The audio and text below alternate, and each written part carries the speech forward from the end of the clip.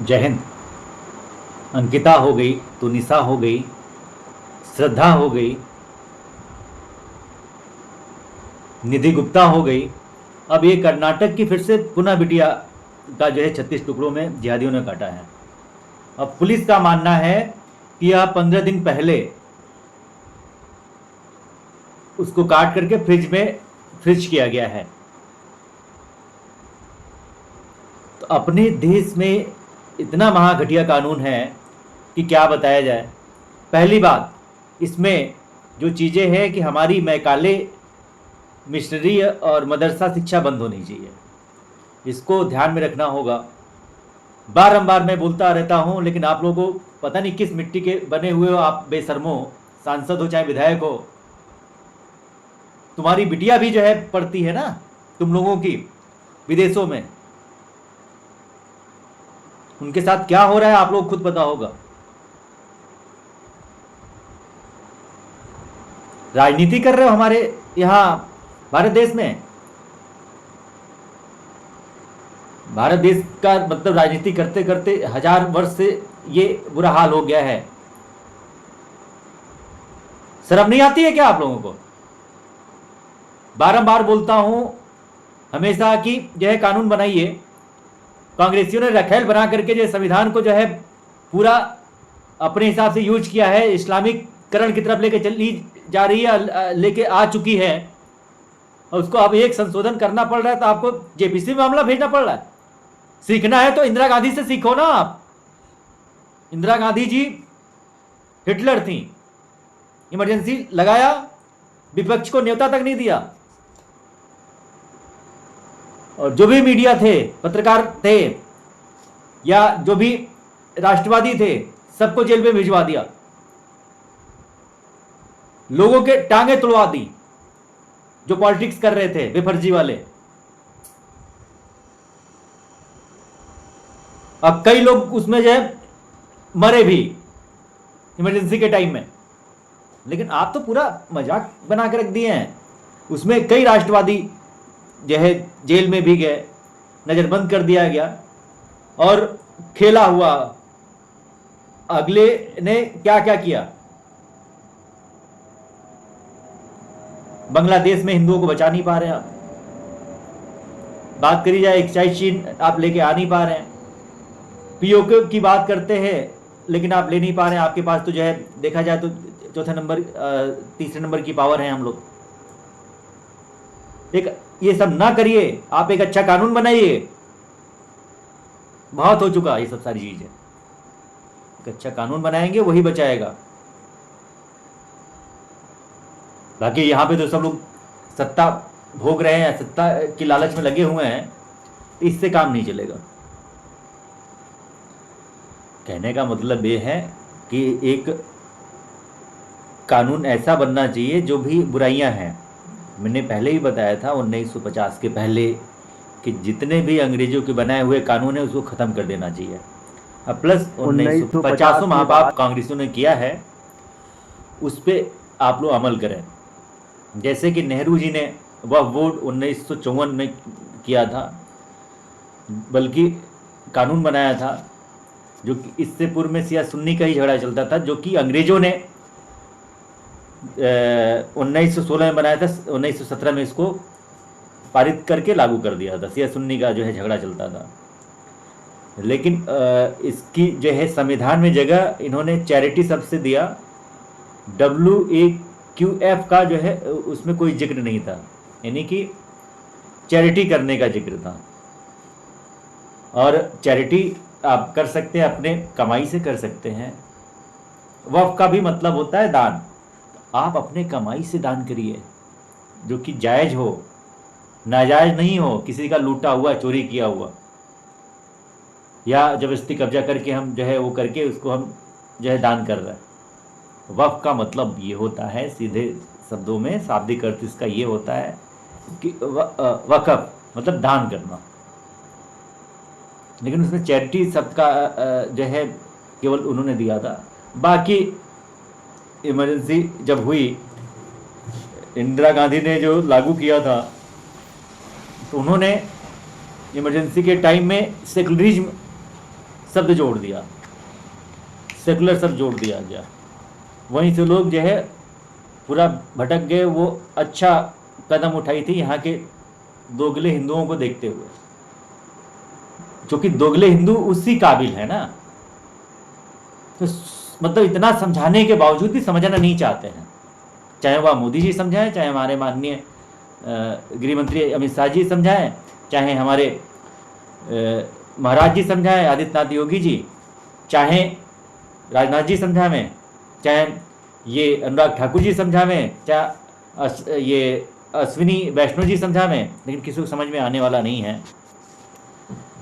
अब ये बताइए, खुद आप लोग सोचिए कि कानून हमारे यहाँ महाघटिया है, तभी तो बताओ कि निधि गुप्ता के साथ क्या हुआ, श्रद्धा बिटिया के साथ क्या हुआ कि जो 36 टुकड़ों में मिली। ये जिहादी के साथ रह रही थी। हमारे यहाँ बच्चों को हमारे पेरेंट्स की भी कमी है, क्योंकि पेरेंट्स जो हैं वो खुद ही इसी शिक्षा प्रणाली के अंतर्गत आ रहे हैं मैकाले के। भाई 1858 में मैकाले की शिक्षा चल रही है, तो वो गुरुकुल की शिक्षा तो है नहीं। वो अपना खुद अय्यासी करते माँ बाप, अब बच्चों को भी अय्यासी करवाते हैं। तो यही सब देखने को मिल रहा है।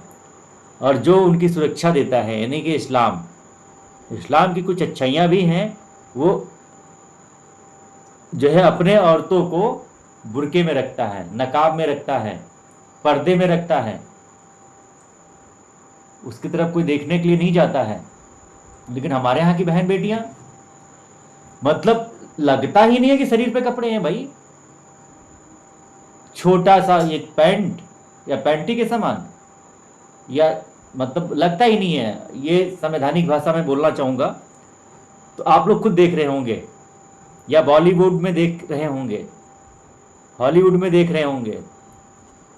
हमारा जो तेलंगाना जो वुड है वहाँ पे ये सब चीज़ें देखने को नहीं मिलती हैं, लेकिन हमारे बॉलीवुड में सबसे ज़्यादा गंदगी है। पहले कपूर खानदान का कब्जा था, अब जो है पूरा जो है खान परिवार का कब्जा हो गया है।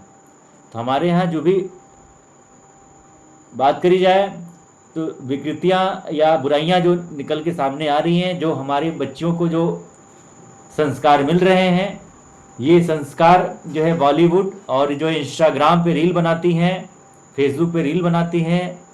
और देखा जाए तो जीता जागता उदाहरण है कि वह पहले हमारे यहाँ जो होती थी औरतें खाना बनाती थीं और नाचने वाले बाहर से बुलाया जाता था, लेकिन हम लोग अब खाना बनाने वाले जो है बाहर से बुलाते हैं। नाचने के लिए हमारी घर की बहन बेटियां ही काफ़ी हैं, वो नाचती हैं कोई भी फंक्शन हो। तो अपने सनातन धर्म का कितना ह्रास हुआ है, कितना विघटन होता चला जा रहा है, और वो कोई जिम्मेदारी लेने के लिए तैयारी नहीं है। हमारे चाहे शंकराचार्य हों, चाहे हमारे मठाधीश हों, चाहे हमारे धर्मगुरु हों, या जो भी संगठन बना के रखे हैं, चाहे वह मोहन भागवत हों, चाहे हमारे डॉक्टर प्रवीण तोगड़िया जी हों, या ऐसे ही ढेर सारे संगठन बन चुके हैं, तो कोई किसी के नहीं सुनने वाला है। अपने यहाँ कोई ऐसा है कि एक बार बोल दे तो पूरा जो है समस्त सनातनी जो है उसकी बात सुने? कोई नहीं है। चाहे वो शंकराचार्य हो, चाहे हमारे माननीय प्रधानमंत्री मोदी जी हो, चाहे हमारी देश या हमारे देसी बोल सकते हैं, देश की राष्ट्रपति महोदया हो द्रौपदी मुर्मू जी महामहिम, तो वो भी बोल दें तो वो हमारे देशवासी नहीं सुनेंगे। अमित शाह भी बोल दें तो वो भी नहीं सुनेंगे, क्योंकि सब यहाँ पे फ्रीडम है, आज़ाद हैं।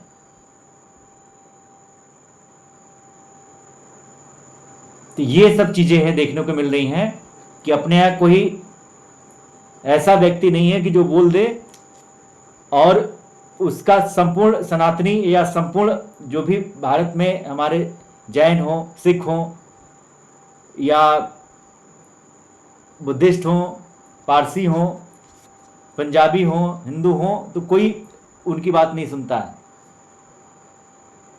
ये बात है। लेकिन उनके यहाँ जो मौलाना होते हैं फतवा जारी करते हैं, चाहे मान के चलिए कि इमाम बुखारी साहब अभी उनके बेटे हैं, अगर ये फतवा जारी कर दिए कि ये होना है, तख्ता पलट करनी है, तो उनकी बातें सभी सुनते हैं। अपने यहाँ भले ही डेमोक्रेसी है और संविधान है, कानून है, लेकिन कोई किसी की बात नहीं सुनता है, क्योंकि ये मैकाले मदरसा और ये मिशनरी कॉन्वेंट स्कूलों का ही परिणाम है। ये बताओ, जो बिटिया हमारी कर्नाटका में कटी है, ऐसे ही आपकी भी तो बिटिया हो सकती है, हमारे माननीय गणों की भी बिटिया हो सकती है, क्योंकि आप लोग हमेशा बच्चों के साथ में नहीं रह सकते।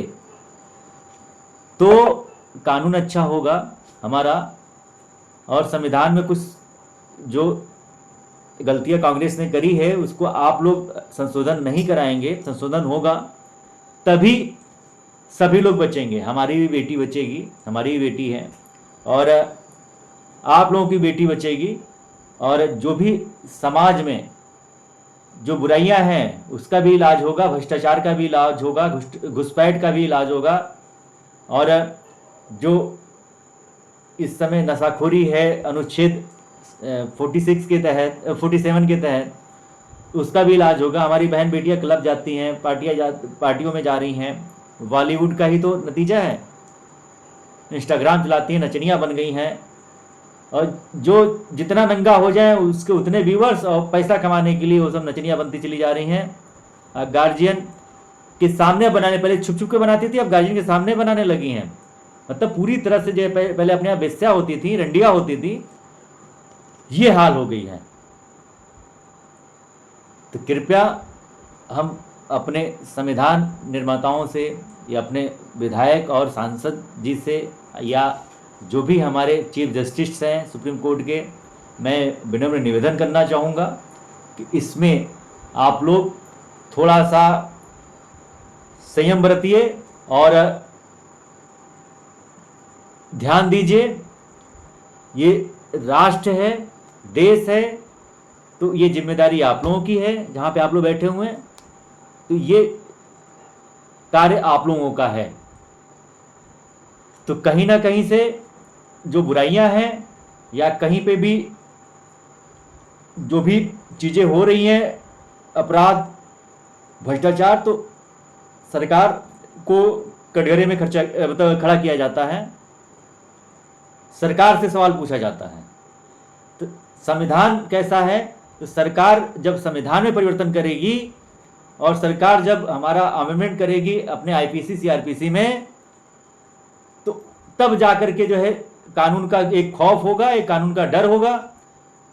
वरना तो ये जिहादियों को तो वैसे ट्रेनिंग दी जाती है, क्योंकि बचपन से ये लोग जब पैदा होते हैं ना, इनको खतना कराया जाता है। और अमेरिका में फेडरल कोड लागू है, तो वो खतना पे भी जो है सजा है।